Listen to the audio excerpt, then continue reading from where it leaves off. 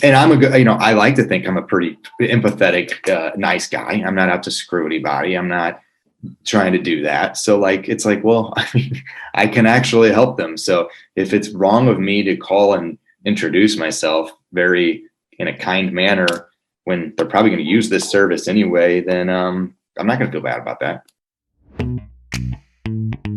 All right, guys, here we go now. It is time to unlock more doors to deals.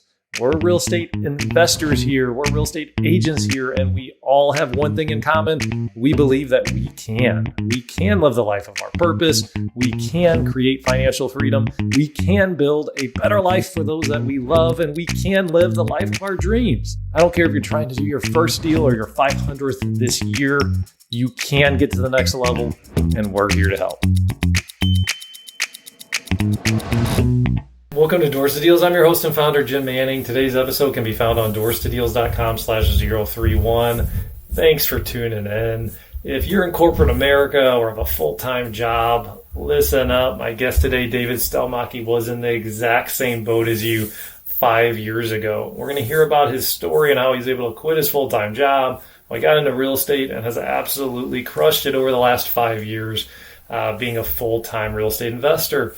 Dave's been with us as part of our Deal Makers team the entire time, and this guy is a machine. He's generated hundreds of thousands of dollars in revenue over the years. So even if you are a full-time real estate investor already, this show is going to have a lot of content for you. He's going to share a lot of his wisdom and how he's been able to make that leap to doing 30 deals a year and over $200,000 in revenue per year like Clockwork. One of the things that I learned from this particular episode that I wanted to call out on the intro is the importance of how you view things and your mindset.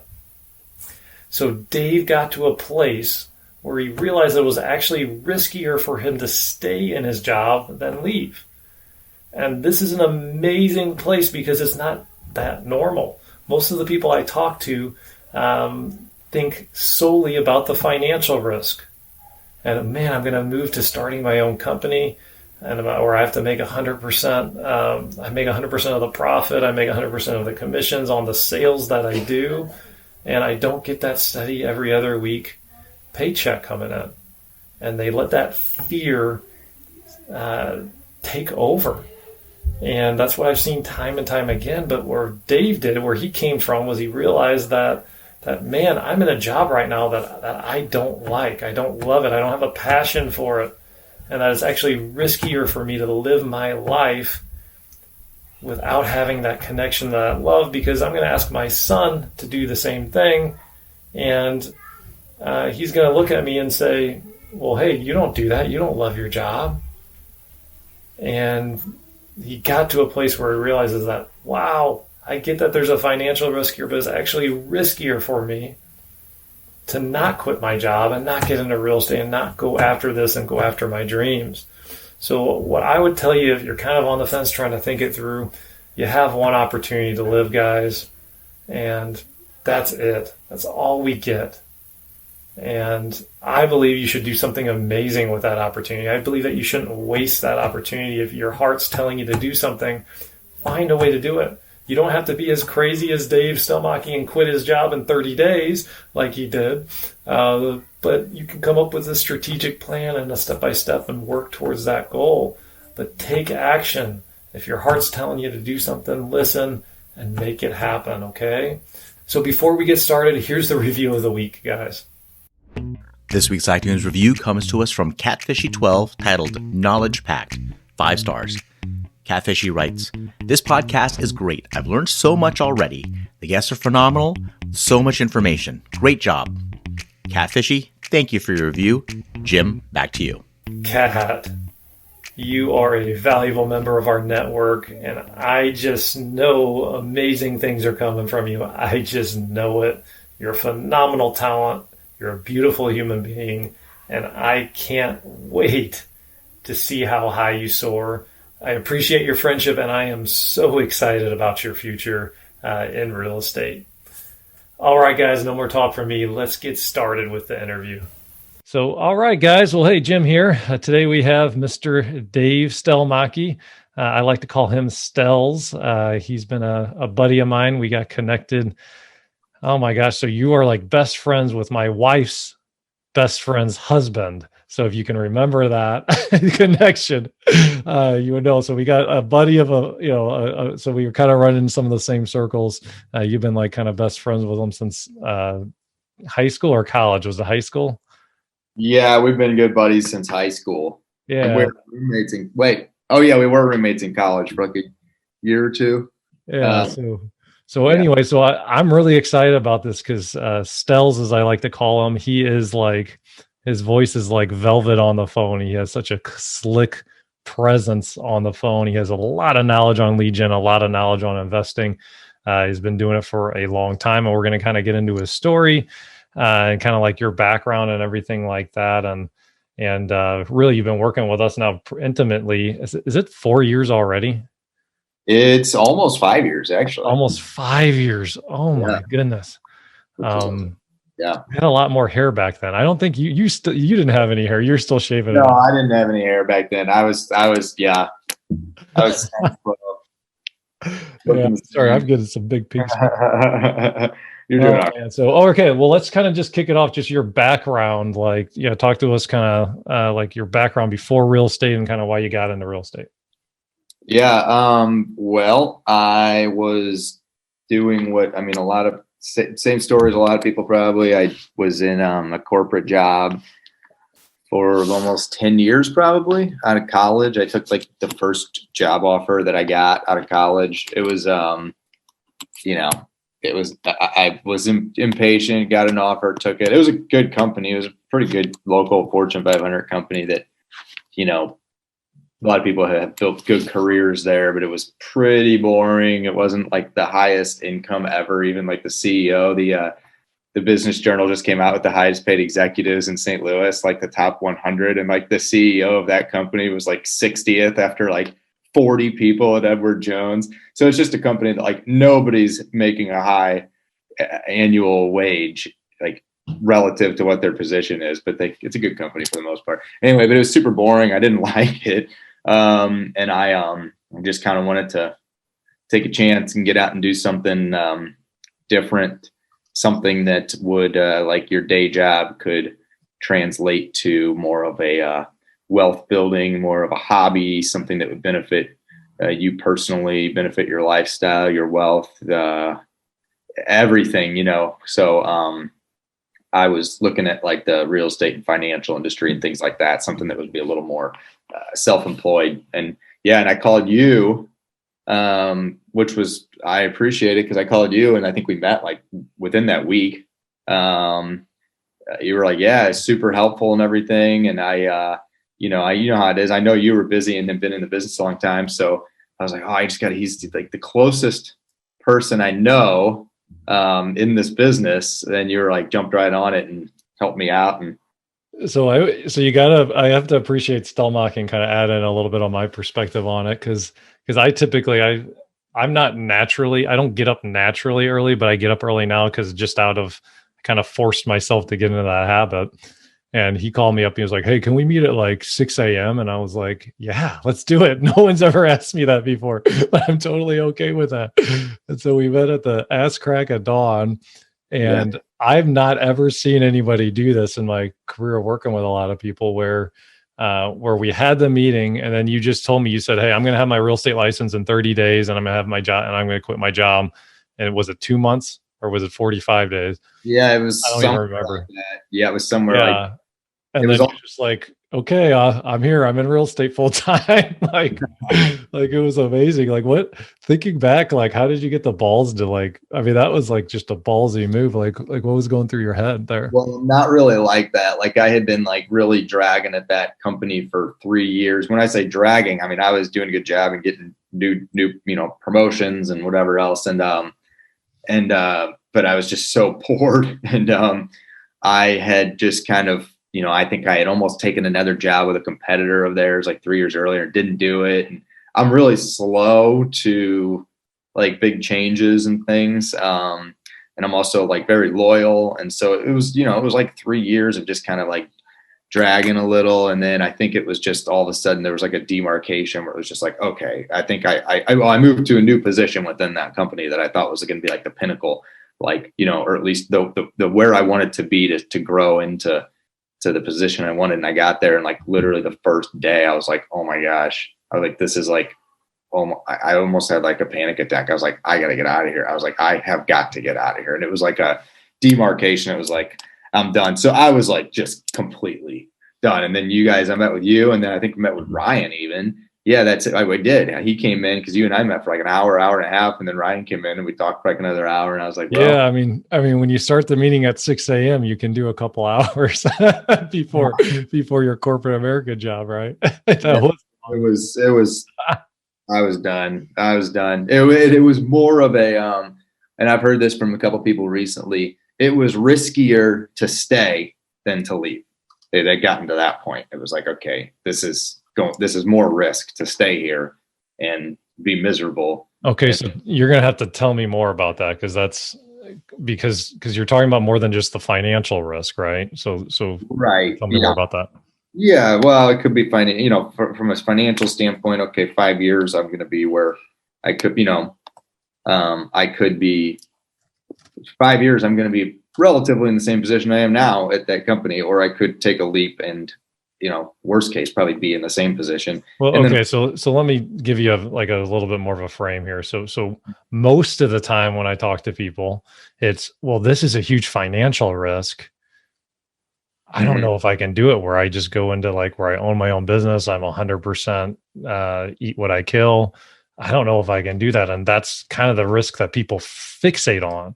But your mindset was different. It's riskier to stay than to leave my corporate job that I'm making a salary, I'm making commissions, than to actually leave and kind of get into my own thing. So what else were you weighing on the risk there? Well, my son was like a year and a half at that time. Maybe no, he wasn't even a year. He wasn't even a year because he turned 1 year almost just like literally right before I started, right after I got my license. A lot of it was that I was like, this is like, what am I wanted him. I'm like, I'm going to raise him to do what he wants to do. And I'm going to encourage him to do what he wants to do in life and take chances and everything. And then I was like, well, what am I doing? I'm like, this is like, what am I going to be like a guy like here? Tell my son, like, he'll be like, yeah, my dad always hated his job. I was like, that's like, come on. I was like, give me a freaking break. So that was a big thing. I was like, I cannot do this. So, cause I just didn't think it was fair I felt like I was just not even, And that's important. I think like there's a story. You ever heard the story of Gandhi? Where not this. Okay, so there's a story of Gandhi and this woman and her child's like has diabetes and just will not stop eating. I'm gonna botch this a little bit. Yeah, we'll have some fun with it. He won't stop eating candy bars, right? And it's like the kid's gonna die if he doesn't stop eating these candy bars. So she travels all the way across. She takes takes her like a month to get there to meet with Gandhi, and she's like, Gandhi, will you help me get my kid to stop eating these stop eating chocolate?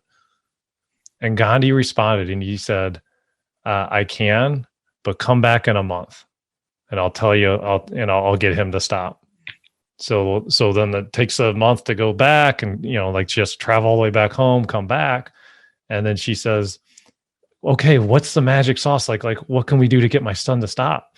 And he looks the son in the eye and he says, stop eating candy bars. Or stop eating chocolate. And the mom's like, well, wait, why didn't you just tell me that a month ago? He said, because I was eating candy. I was eating chocolate. And the past month, I have stopped eating chocolate. And he never ate chocolate the rest of his life. Mm. So like when we talk about this, like the integrity of having your thoughts and your actions match your words, like that is a big deal. So like what I think you intuitively realize there, to kind of give you some props, is like how can I ask this of my son if I don't actually kind of have integrity and I'm actually like living this. Mm-hmm. And like when you actually are living it and living what you're kind of then preaching, there's a confidence there and a certainty there that just success or whatever you want to do just kind of follows. So that's amazing, man. Was there anything else that was going in your mind with like the risk, or was it really just a son thing? That was a huge thing. And then we love traveling. We haven't been doing it as much, but we love to travel. And like we had went to, in 2014, Lauren and I, my wife, we went to Italy before she was pregnant even, but, and it was like amazing. We were there for like 10 days, but I remember when I, like took off, it was like almost crazy. Like several people, like my boss, my director above my boss, like a lot of people around me, like they were like, hey, like world traveler and stuff. And it was almost like I felt like so guilty. And I was like, it was like 10 days total. It was like 6 vacation days. I had like 3 weeks of vacation. And I'm like, and on the way home, I was like, gosh, that was amazing. I was like, when could we do something like this again? I was like, it'd be so cool to go for longer, like a couple weeks. And I was like, man, it'd be cool to go for like 3 weeks even. And I was like, I realized I was like, in working here at least, and in a lot of corporate positions, I won't be able to consider doing that until I'm retired.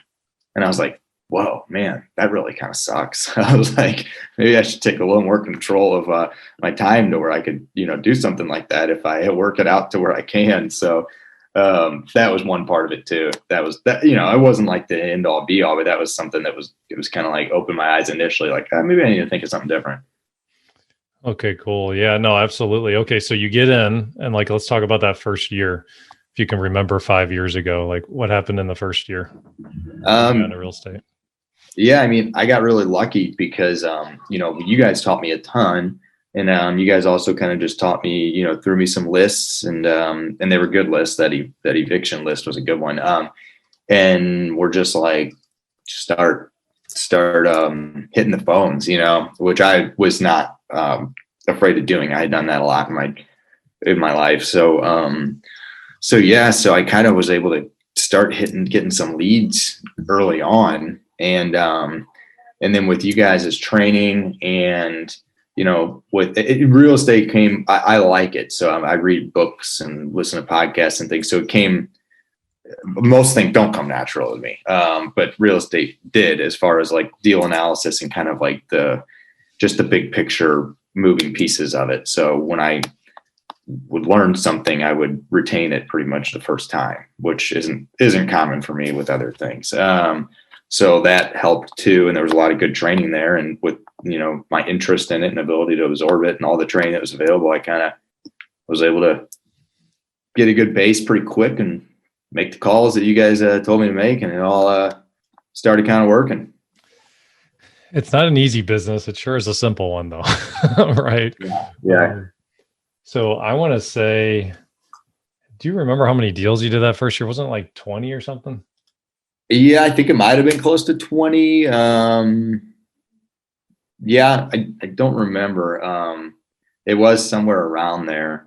Well, it was 30. So I got it here is 31, and you generated 287 grand in revenue in your first year. Yeah, I think that might have been my first full calendar year, maybe 31. Oh, okay, well, maybe it was my first. Well, it was 20. So that's in 2017. Okay. Yeah, that sounds good. Yeah, 2017. Yeah. Okay. And then when did you go to Mexico? Was that 2018 or 2019? That was the end of 2018. Okay.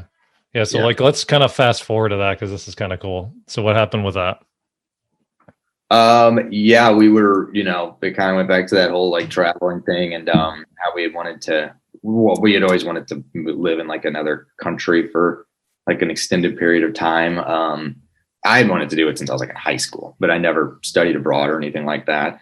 And I just kind of had that itch, and our son was young enough to where he wasn't like in school or anything like that. And Lauren was, home with him. So she didn't have like a boss to ask to or anything like that. And so we were like, well, we wanted to live, in another country for a while. So we just kind of looked at everything and we're like, well, I think we could actually pull it off now before he goes to school and things like that. And before we get, more into, different things. So we just did it. We ended up finding a place a really good deal on a place in like a pretty inexpensive part of Mexico in like the middle of the country in the mountains, and stayed there for like 3 months probably. And then I tried to kind of work from there and do different things, and it worked pretty good. It worked okay. I was able to at least keep my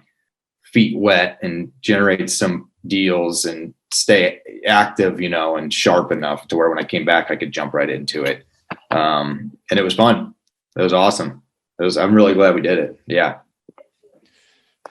And real estate kind of like afforded you that luxury that you thought you weren't going to be able to do until you were retired, I guess, right? Yeah.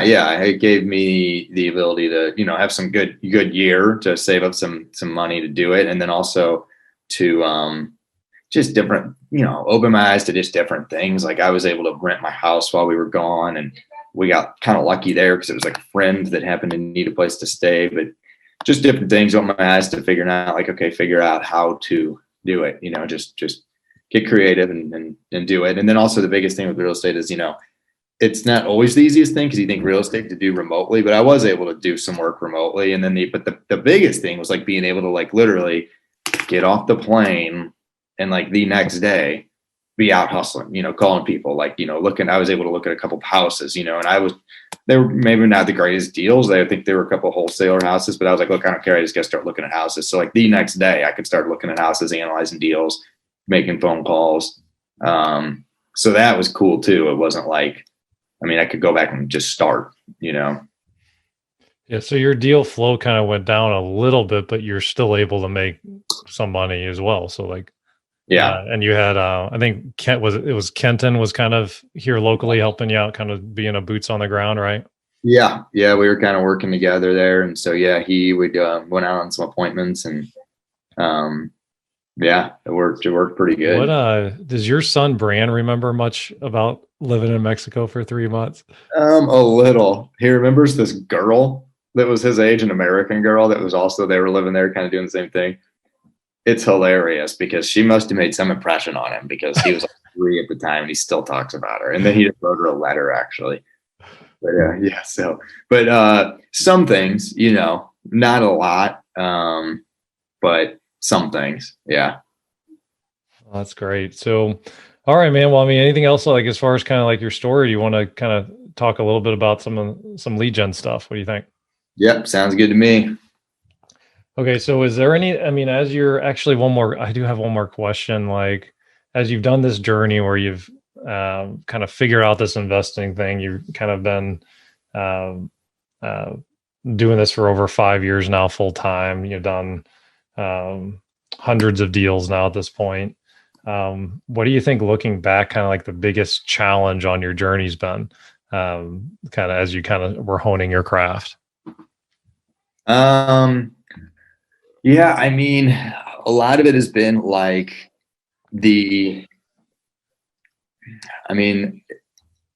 for one, I got into late with buying like rental properties. I was too conservative with getting properties to buy for rental properties. So that was one thing. It wasn't necessarily a challenge. It was just like something that I handicapped myself with, I guess, because I was just basically too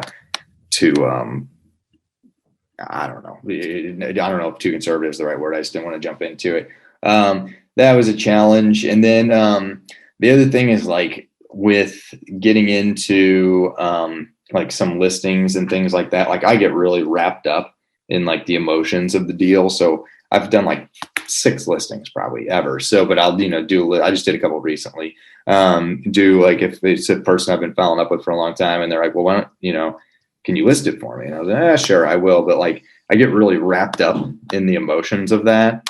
And that's kind of tough. And different things, like when I've working with sellers and it's like an emotional thing, it's like, that's my biggest challenge, is trying to disconnect from the emotion of it and just be a professional and like not get all wrapped up in it emotionally myself and just turn it off is kind of my challenge. And I've been getting better at it. But I remember that first year there was like a deal that was falling apart and I was kind of wholesaling it, and the seller basically knew I was wholesaling it. Like everything was, above, everything was on the table, and it was not going real good. And it was like, it really stressed me out that I was like disappointing this seller, and I'm getting better at it. But yeah, I don't know how these big mega agents that are doing, 50 listings or whatever, more than that, and they're dealing with all this crazy emotions. I don't know how they turn it off and just like fall asleep, and like just turn it off and go play catch with their kid or something, What so that's really tough for you. You have a lot of empathy, and that's a strength, man. That's a good thing. Is it easier for you being 5 years, or do you still struggle with it? It's definitely easier. Okay. I still struggle. What's been that process? Like, what do you do now that's different? Well, I mean, I kind of realized like, it's not the end of the world for one. Like, one thing is like, is life goes on, I mean, it's what are you going to do? I mean, just work through it. And, then the day moves on, and there's bigger things in life than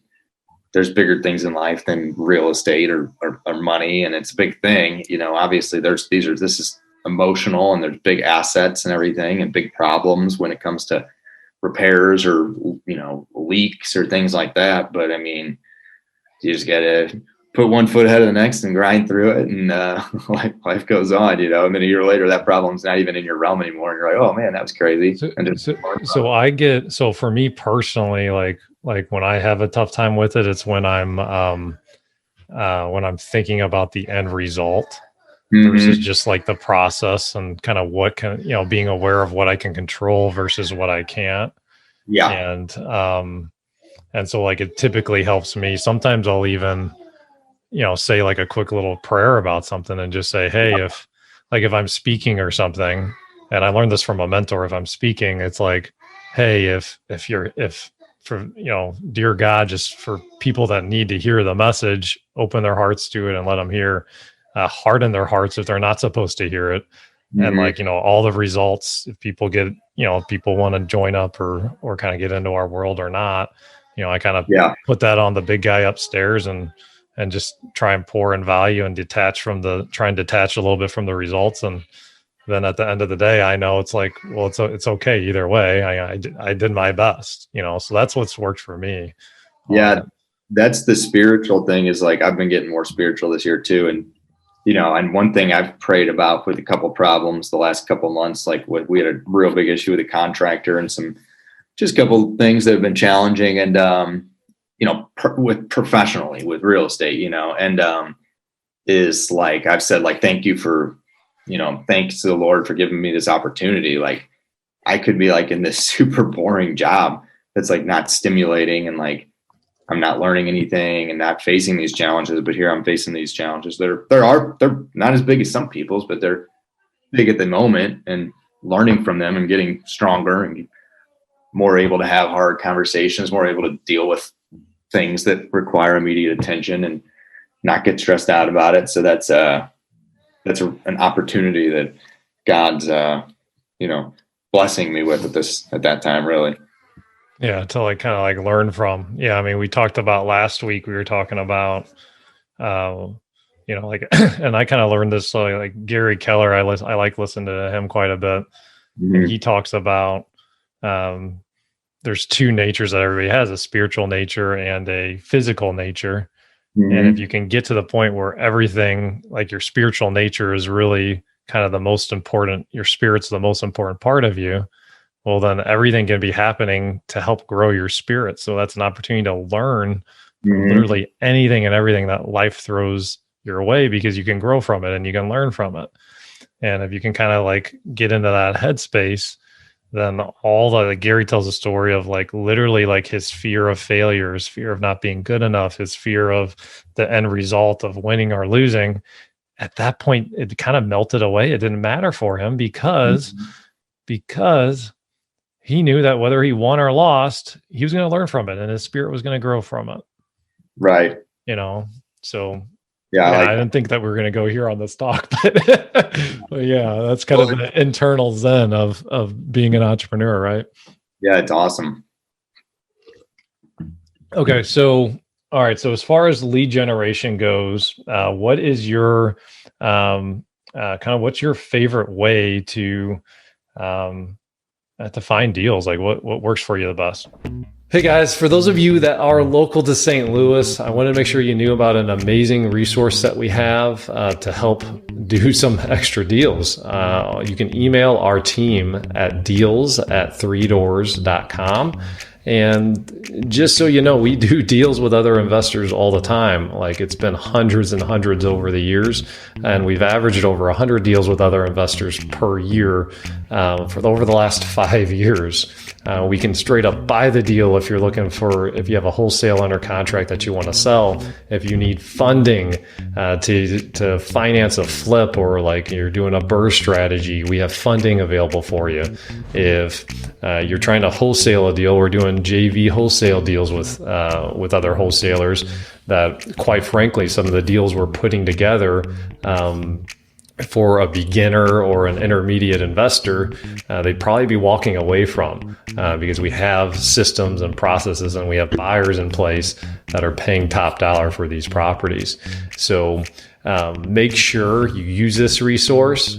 And the best way to get and the easiest way is to just send us an email, deals@3doors.com. All right, back to the episode. Kind of, what's your favorite way to find deals? Like, what works for you the best? I mean, what's always worked for me the best is like going right to the seller. With cold calls, really. I mean, I've done mailers and everything on and off, and they do work. Obviously, it's a big investment. It's not quite as fast of a return. I've always liked calls, just picking up the phone and calling right to the seller and getting right to the point. You can get immediate results on whether or not they're going to be a prospect at all. And so, worst case, you're making your list smaller, getting them off the list. Or you can get an appointment right away, or put them into follow-ups. And then if they go into follow-ups, then again, following up with calls, and that's been my biggest thing. I mean, sometimes it's a little bit of a grind. I'm like, what am I going to be calling for? Like, here, I'm going to be like, the way I get all my business is cold calls after I've been in the, business for 20, 25 years. Like, I don't know if that's like, the path that everyone, sets for themselves. But, at the end of the day, though, like I like it. It seems to be what works the best for me. It's a much lower investment than the mailers. And you're talking about being more intentional with your networking too this year. I am. I need to, because I haven't been. I've been really bad about it, and I really need to be better. And it's more, it's fun. I like to network. It's just, I haven't networked well for deals, really. So if you haven't heard me say this before, this is important. So I want to, and if you have, just to remind you all, if you Google lead generation, finding motivated sellers online, it's going to tell you bandit signs. It's going to tell you mailers. It's going to tell you PPC. It's going to tell you cold calling. It's going to tell you text messaging. It's going to tell you all this different stuff. And I got news for you. It all works. That's one of the most beautiful things about real estate. It all works. If you're not having luck with it, it's probably because you haven't developed the skills that you need to get good enough at any one thing. Okay. Mm-hmm. So that's really the difference is between the people that are doing a lot of the deals and not. It's the repetition and developing your skills and getting really good at it and staying focused on one thing long enough.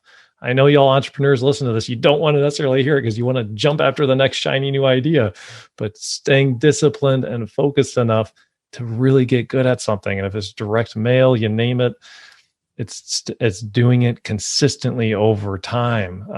We talk about this a lot. David Beckley, I think he printed this quote out on his wall that Bruce Lee doesn't fear the guy that's done 1,000 different kicks. He fears the guy that's done one kick 1,000 times. Right. So that's kind of the like one of the difference makers with this. So cold calling. So you started out with cold calling and you had already done it in your past job for how many years? Well, yeah, I mean, several. I mean, I was doing it in high school. Even I was doing it in high school, selling like basement waterproofing, selling appointments. So I was just comfortable doing it. Okay. And so you did that for a number of years. Okay. And then and then you got into real estate and you just said, oh, like you kind of figured out, okay, this is kind of what I'm good at. This is my niche. So Yeah. what do you, how, like when you start out in real estate specifically, how, like you obviously didn't start out as good as you are now, but you already did have a foundation of having done this before. What's been like some important kind of tips and tricks on developing your skills in cold calling? What do you think?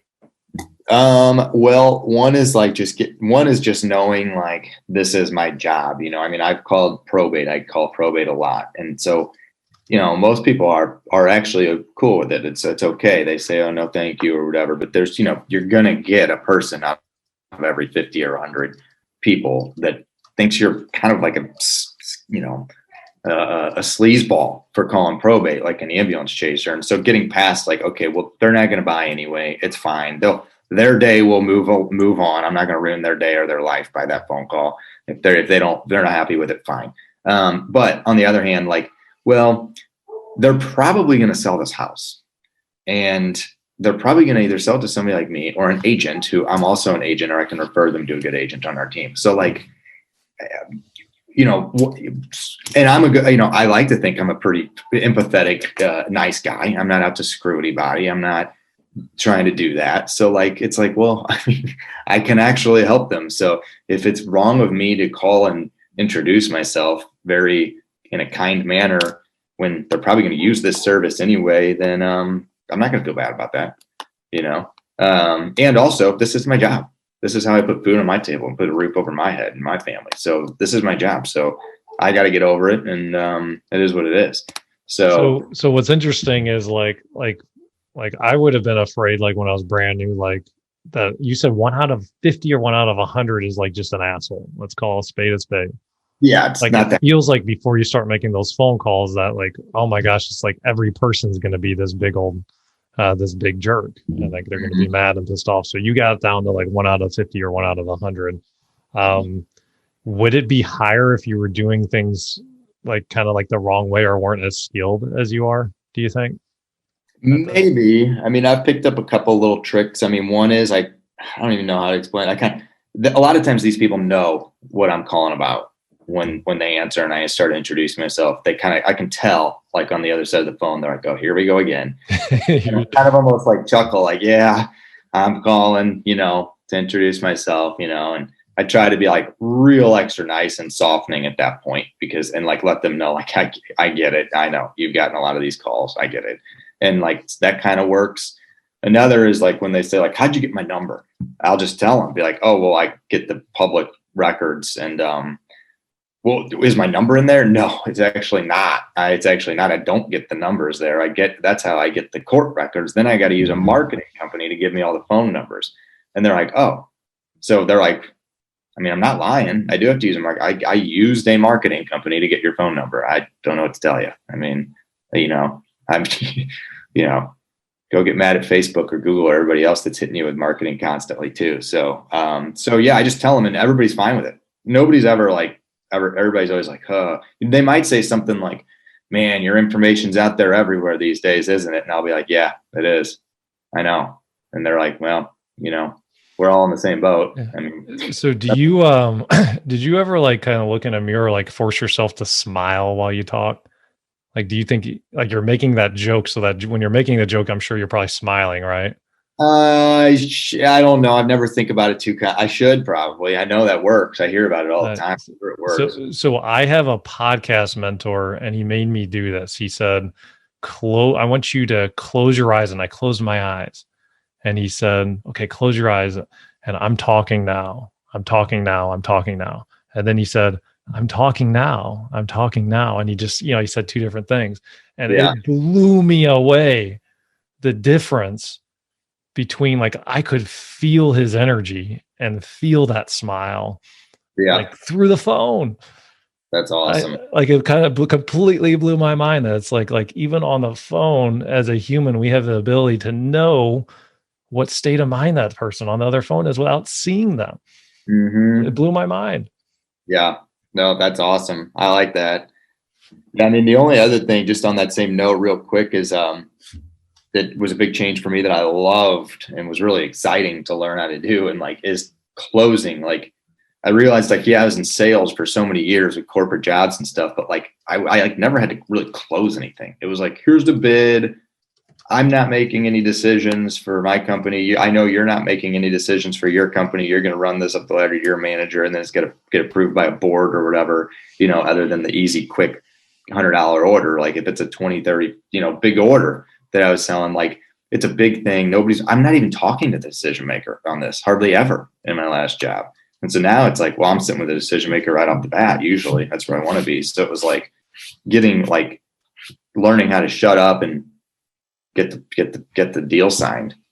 That was pretty cool. And I'm still obviously trying to get better at it all the time, but it's a good.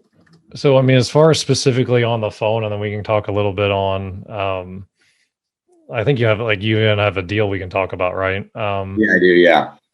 So is there anything else like on the phone? So basically you kind of make a joke up front, because they're getting a lot of other phone calls. Like what else are you doing? Or well, how else are you kind of differentiating or separating from the other competition out there that are doing the same thing? Well, I mean, I tell them right off the bat, like, this is what I do. I specialize in probate, and I live here, and and that's just kind of the biggest thing. I don't really know. Well, for one, I mean, a lot of people aren't calling.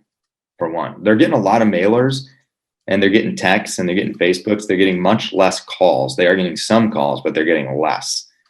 And so that is a differentiator just right there. Just that I'm calling. So, that's the big thing. And I also tell them, look, I'm looking to buy. That's my main thing. But I definitely, I'm here to kind of help you understand the process and see if there's ways I can help. And if I can help you and tell you a value of your property so that you could list it, or if I could refer you to somebody that can help you clean out your house, I mean, that's fine. I might, I know I don't. That's not how I make my money, by referring you to an estate planner or a roofer or whatever. But I don't. That's part of what it's part of the deal. I wonder if David. Hey, David, will you chat that probate tip that you were telling me the other day on what you did? I'd like to kind of, as we're on topic here, kind of share it with the group. It was a brilliant idea. So David Beckley was working like a probate in Illinois recently. And then Scott Peterson says, hey, when the 31 deals that you did in the first year, what percentage of those were agent deals? Like where I'm the agent, Scott, like where I'm the realtor. Yeah, that's kind of what he's asking. Like, what kind of deals were you doing in the first year? Like maybe 2 or 3 of those were agent deals. I think 2 listings and a buyer, maybe. They were all pretty much wholesales, wholetails, and some rehabs. Gotcha. Okay. So, so when we get to then, I mean, do you have anything, like any advice on like the actual like appointments? Like when you kind of get to the appointments, some things that have worked for you? Yeah, I mean, a lot of it is just asking a lot of questions and building rapport and asking a lot of questions. That's been the biggest thing for me. I am trying now, when my next phase is to try to get better at making an offer like right on the spot and getting more prepared, driving by the house and everything leading up to the appointment. But yeah, I mean, at the appointment, it's just asking a lot of questions, I think, is the big thing. Just really trying to connect with them and build the rapport. Yeah. And then knowing when they're ready, like that's the big thing. And I think we've been learning in some of our sales training recently, Jim, about like knowing, your hot list, or whatever you call it, your top 6 or 5 or 10 or 3 or whatever it is that they could sign this week. Like they are going to likely sign with someone this week, maybe you, if you do your job right. Like that's like been a real big thing, like having that like top of mind, like these people they're ready. like stay on top of it, like get them. Yeah, I think the phrase we were talking about was that bad leads can hide good leads. Like if you're not aware of what your priorities are and get lost in the shuffle. So David Beckley came through with he chatted in this idea. I don't know if you've done this, Stelz, or even thought about it, but I thought this was brilliant. So he actually offers on probate deals to put a no trespassing sign in their front yard. To just help keep them from allowing a squatter to kind of take the home. And then he also says, and he also will bring up, hey, have you changed your home insurance yet? Because the house is vacant now, and that can save you some money and be like an important little thing. And if they don't have an insurance agent, well, now he has a referral for an insurance agent. And so one of the differentiators that I see a lot of high performing people do is that, and the Go Giver is a really good book on this topic, by the way. It's like 100 pages. It's really short, but like trying to provide value and help people, so like what David and what this idea does is it's just a way to help. It's like, oh, well, yeah, I live out of town and you'd be willing to do that for me. That's incredible. David's like, yeah, sure. I'll do it. And then he can walk and look in the property and everything like that. He's not asking, it's a free of charge. He's not like saying, hey, you have to do the deal with me or anything like that. Just try and provide some value right away and make their life a little bit easier. And that builds that rapport, that builds that trust. And then, if they decide that they don't want to sell with an investor, well, maybe it's a referral for an agent that you can do, because you have that rapport and trust and you're just trying to take care of somebody. Have you ever done that before? You ever thought about that, Stelz? I've heard of that. No, I've never done it though, but I think I'm going to start. It's a good idea. And those are two quick things. The homeowner's insurance. Yeah, it actually goes up quite a bit, but then they've got the coverage they need because they do need to do that. But that's a really good idea. Yeah. Good call, David. You caught me on some details. I stand corrected. I misspoke. Well, a lot of them are like, I don't want the insurance people to know. Yeah. Oh, and then, hey, so the book I just mentioned, guys, is called The Go Giver. The Go Giver. Very good book. Very good book. Yeah, definitely. Highly recommend everybody read that one. Okay.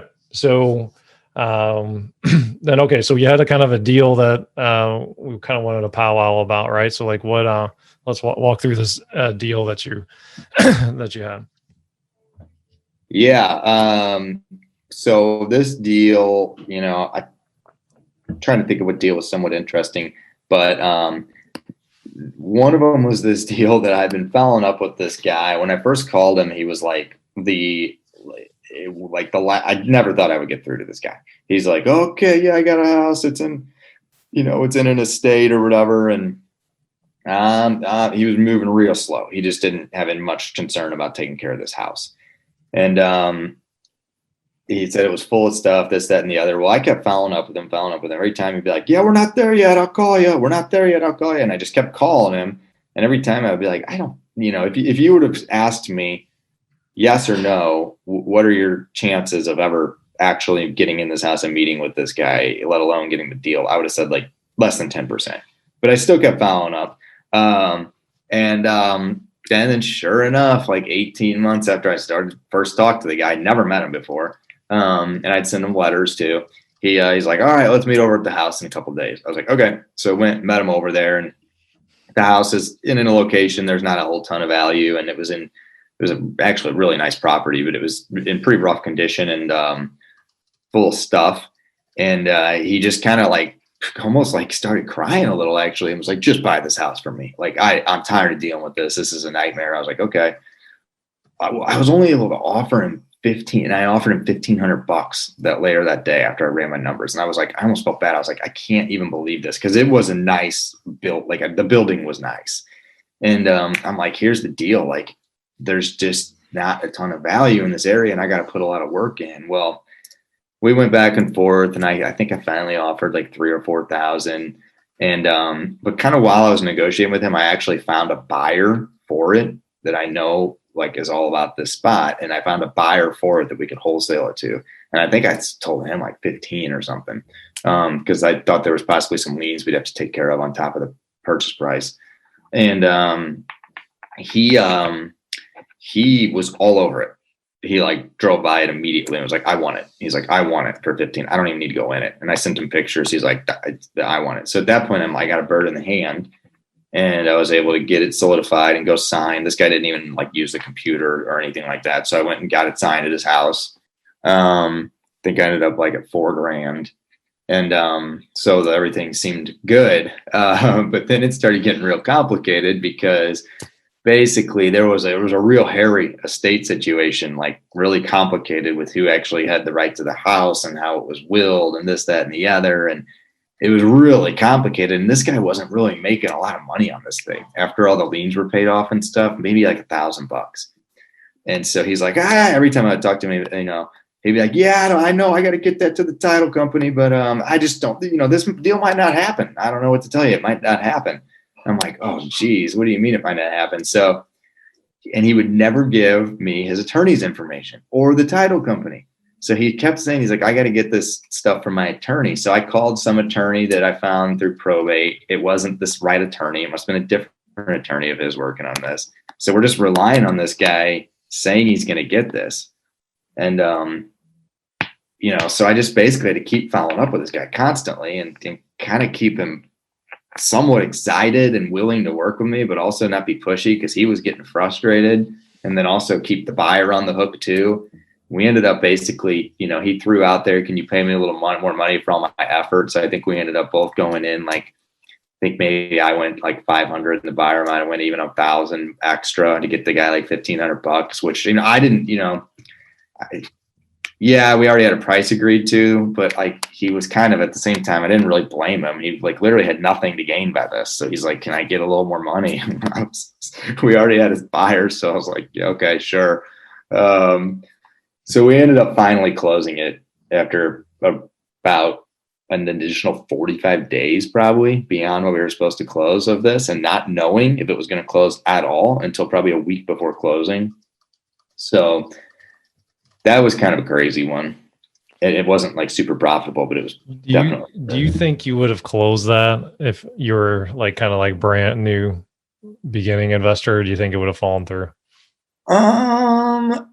I don't know. Maybe not. I mean, a lot of it was just basic follow up and like trying to maybe keep everybody on the hook. Keep everybody like, hey, we're going to get this done. Let's just be calm here and we're going to get it done. So maybe, but then, I don't know, maybe not, but I did get into title a little bit where I was talking to the seller on behalf of the title company because, his communication with me was like extremely short and curt, and with the title company, I mean, he probably never even talked to him on the phone. It was all email. So I did explain some title things to him, and I explained some things with like his will and his estate and trust and everything to him. And I'm no expert with this stuff, but I knew enough to at least walk him through these things so that he would make sense of it and know exactly like, okay, I need to call this person and get this exact thing signed, or, that kind of a thing. So yeah, maybe that some experience helped with that for sure. Yeah. I mean, I think that's a big mistake I see kind of intermediate and beginner investors make. It's like when you have your fangs in a deal, like you better darn well make sure you do everything you possibly can to keep that deal together when, like when it's like, oh wait, this issue, he's not cooperating with me anymore. Oh, this real estate investing thing doesn't work. And then you just say, oh, it's a dead deal. And they go to like red light. They go to like stop the deal. It's not going to work way too soon. And like in your case, like it was very difficult because he wasn't fully communicating with you, but you ended up getting to the, hey, this guy really just needs some more money to keep this deal together. That's like ultimately what he needs. And you found a way to make that work to where it didn't even come out of the majority of it didn't even come out of your end. The end buyer ended up doing most of that. But if you stop at that first obstacle and just say, oh, well, this doesn't work. Like you have to dig deeper on these deals sometimes. And not all of them. Sometimes they all go smooth and it's easy, but sometimes you'll run into some obstacles, right? Mm-hmm. Absolutely. I love that. So, so you've you've done a lot now. Like, has there been anything like that you would kind of share, like has been like an absolute key to your success, or like something that everybody needs to do if they want to kind of be the next Dave Stelmachy and do several hundred deals, make hundreds of thousands of dollars in revenue a year, you name it? Like what would be some keys that they should do? I mean, the big thing is like knowing like the pipeline and the whole sales funnel. That's a big thing of it too, is like understanding like right now I have a lot of stuff that's been selling from my pipeline recently, and I also still have an okay pipeline. But my pipe, I know down the road, like my initial pipeline, like the beginning of the funnel is a little low right now. And I know with the nature of mine, of what I do is not only when I get the deal, but before I get the deal, I got to get the appointment. And before I get the appointment, I got to have them close to where they're wanting to meet in the next week or two. But a lot of the stuff with these estates before that, it's like a year or two. I mean, I will literally not even meet some of these people for over a year. So like that follow up funnel is a little dry right now, and that's where I mean, I was looking back at this spreadsheet of deals that I've done this year, deals that I've gotten paid for this year, and deals that I've done this year. And I mean, I'm looking at some of this stuff. I mean, three or four deals this last in the fourth quarter. I've been following up with these people for. I mean, I first entered them into my follow up as a lead over 2 years ago, and I just finally yielded that money. So like, just staying on top of every part of the sales funnel, I think is huge. Well, and different niches have different sales cycles. The probate one is one of the longest ones, but it's also a highly profitable one too. Yeah. So that's a big thing. Staying consistent with that, and it's hard to do. It's easy if it's like all of a sudden like 5 deals close that you laid all the groundwork for before, and it's like, oh, now I got a bunch of cash or whatever. Yeah. It's like, oh, wait, but that's not really like, when you get the deal is when you get it signed to buy. And even before that, when you really need to get excited about your activity is when you're just putting it into your follow-up system, really.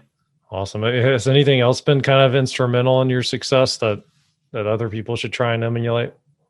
I mean, just tying in with, the group. I mean, I've gotten a lot of education from you guys, and being able to like just remain consistent, getting partners that can help you with different advice, different things with, everything, like nuances of a deal. And that from everything as simple as like, oh, I underestimated this value a little bit. And, I've talked to Ryan before. He's like, hey, I think you can make that a deal. I'm like, I don't think so. I'd have to get it even lower. He's like, no, I think you can. Just give it a shot, and it works out. Like, so something as simple as just, I think I know the area pretty well, but I don't know every part of St. Louis. There's some people that know different pockets. They're like, yeah, that's a home run. You know what I mean? So like knowing people that know areas, and then also, but just everything from contractors to title to legal stuff. I mean, everything. So having a network of people to ask questions of is really huge. Yeah. I mean, the only thing I would add to that is like, make sure it's the right resource. Being that I've done this for 13 years now, I see people that like are 2 years into this that are trying to start coaching programs and things like that. So like, I'm sorry, when you're 2 years in, you're just getting started. There's so much more to learn than to like be opening up and starting to teach people real estate at that point, in my opinion. So make sure that you're kind of vetting that is a credible source. And that's what happened for me too. So I only did one deal in my first 18 months. I really struggled. I was really fearful, and I couldn't really get off the ground. And when I started getting the right people around me, in this case, like Ryan, my now business partner, was kind of like he was my mentor, because he had been doing it a couple of years, and kind of we did it on more of a one-on-one level, and I ended up kind of partnering with him on some deals, and that confidence and his confidence kind of got into me, and that kind of got me over the hump. And so it's really about, a lot of it's about getting the right people around you. And what's that saying? I always mess this up. You become your net worth ends up being the average of the 5 people you hang out with the most. So I mean, it's true. It's just, it just happens. I've seen it over and over again. So yeah. All right, guys. Well, hey, anybody on the call, we got a couple extra minutes. If there's any sort of questions that we went over, okay, we already went over that.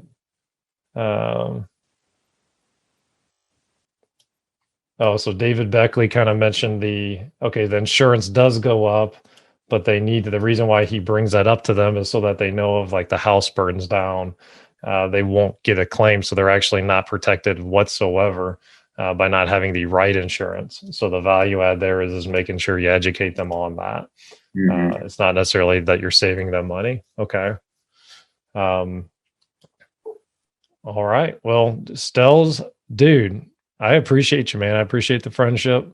Yeah, thank you, man. Hey, dude, I mean, I'm proud of you. I'm proud of the last 5-year body of work that you've done, and looking forward to seeing you continue to soar and kind of get to new heights, man. I mean, you've been impressive to be around, man. I appreciate that. And, it's going to be a good ride. We got a lot more exciting stuff coming from David Stelmach. I appreciate you guys too. You guys do a good job, and you guys do a real good job, and I like where everything's going. So I really, really appreciate it for sure, and appreciate you having me on. I feel like I don't know if when you were just saying that about the coaching, I'm like, man, I don't know if I'm happy to help people, but I don't know. I still think I don't know if I got that much to bring to the table as far as helping somebody out, but I'll do my best. Oh, the humble. You're being way too humble, buddy. You're being way too humble. Thanks for tuning into the show. For more episodes and resources that will unlock doors to deals, check out our website, doorstodeals.com.